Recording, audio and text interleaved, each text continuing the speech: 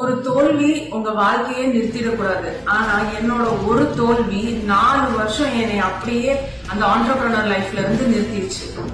நான் போன ரீல்ல சொன்ன மாதிரி எனக்கு அந்த தோல்வி ரொம்ப டீப்பா ஹர்ட் ஆயிடுச்சு. நம்ம இவ்வளவு கஷ்டப்பட்டோமே, ஒண்ணுமே பலன் இல்லையே அப்படின்னு சொல்லிட்டு அதுக்கப்புறம் இந்த வேலையே வேண்டாம், இனிமேல் இந்த ஆன்லைன் வேலை எல்லாம் எதுவும் வேணாம்னு சொல்லிட்டு பார்ட் டைமா ஒரு 2 hours ஒரு கிளினிக்கு டாக்டரா வேலைக்கு சேர்ந்தேன்.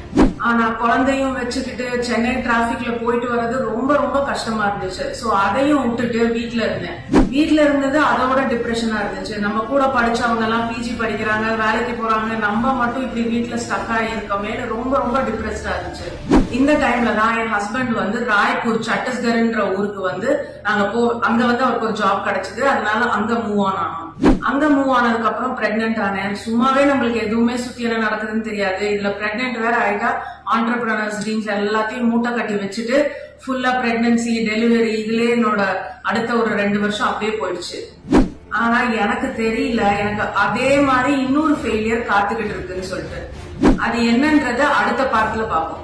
இதே மாதிரி நீங்களும் உங்க வீட்டுல குழந்தைங்களை பார்த்துட்டு எந்த வேலையும் பார்க்க முடியலையேன்னு ரொம்ப ஃபீல் பண்ணிட்டீங்களா? அப்படின்னா இந்த வீக்கு ஒரு லைக் போடுங்க. ஏன்னா அடுத்து நான் சொல்ல போறது ரொம்ப ரொம்ப இம்பார்ட்டன்ட்.